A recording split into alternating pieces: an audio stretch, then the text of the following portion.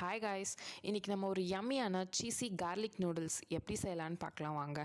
இது செய்கிறதுக்கு நான் குட்டி மேகி நூடுல்ஸ் பேக்கெட் 2 வாங்கிட்டேன். பேக்கெட்டை கட் பண்ணி இந்த நூடுல்ஸ் க்யூபை தனியாக எடுத்து வச்சுக்கோங்க. ஸ்டவ்வை பற்ற வச்சு ஒரு பாத்திரத்தில் தண்ணி வச்சுருங்க. இந்த தண்ணி சூடாகிற கேப்பில் இந்த பூண்டை க்ளீன் பண்ணி குட்டி குட்டியாக சாப் பண்ணி எடுத்து வச்சுக்கோங்க. இப்போ தண்ணி நல்லா சூடாயிடுச்சு. இந்த 2 நூடுல்ஸ் க்யூபையும் இதில் ஆட் பண்ணிவிடுங்க. இவன் ஒரு 3/4 பதம் வெந்தால் போதுங்க. ஒரு பாத்திரத்தில் போட்டு ஸ்ட்ரெயின் பண்ணி தனியாக எடுத்து வச்சிடலாம். இப்போது நம்ம கட் பண்ண இந்த பூண்டை எடுத்து ஒரு குட்டி பவுலில் ஆட் பண்ணிக்கோங்க. மேகிக்கு கொடுத்துருக்குற 2 டேஸ்ட் மேக்கர்ஸையும் அதில் ஆட் பண்ணிவிடுங்க. உங்களுக்கு காரம் எவ்வளோ தேவையோ அதுக்கு ஏற்றாப்புல சில்லி பவுடர் ஆட் பண்ணிக்கோங்க.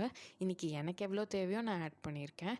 இது கூட கொஞ்சமாக தண்ணி ஊற்றி இதில் எந்த கட்டியும் இல்லாமல் நல்லா கலந்து எடுத்து வச்சுக்கோங்க.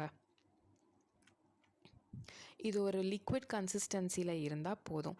அடுத்து நம்ம ஸ்டவ்வில் இன்னொரு பாத்திரம் வச்சு அதில் கொஞ்சமாக எண்ணெய் ஊற்றிக்கலாம். எண்ணெய் காயிற வரைக்கும் வெயிட் பண்ணுங்கள். காஞ்சோன்னே வெள்ளை எள்ளை ஆட் பண்ணிக்கோங்க.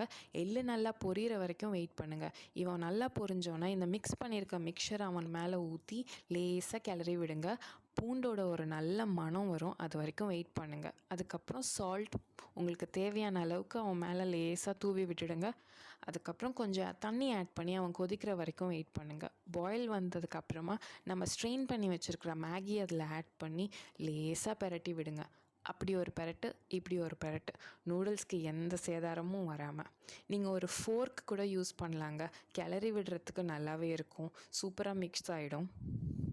இப்போ தாங்க நம்ம ஃபைனல் பார்ட்டே, சீஸ். உங்களுக்கு தேவையான அளவுக்கு சீஸ் ஆட் பண்ணிக்கோங்க. இன்றைக்கி நான் 2 ஸ்லைஸ் ஆஃப் சீஸ் ஆட் பண்ணியிருக்கேன். இது மேலே அப்படியே கொரியாண்டரை தூவி விட்டு ஒரு லிட்டை போட்டு மூடி வச்சுருங்க. ஒரு நிமிஷம் வெயிட் பண்ணுங்கள். சீஸ் நல்லா மெல்ட் ஆகி நூடுல்ஸ் சாப்பிட்றதுக்கு ரெடி ஆகிடும். பாருங்கள் எவ்வளோ அழகாக இருக்குது, பார்க்கவே சாப்பிட்ணும் போல் இருக்குல்ல. இதை லேசாக கிளறி விட்டு ஒரு பவுலில் எடுத்து வச்சு சந்தோஷமாக சாப்பிடுங்க.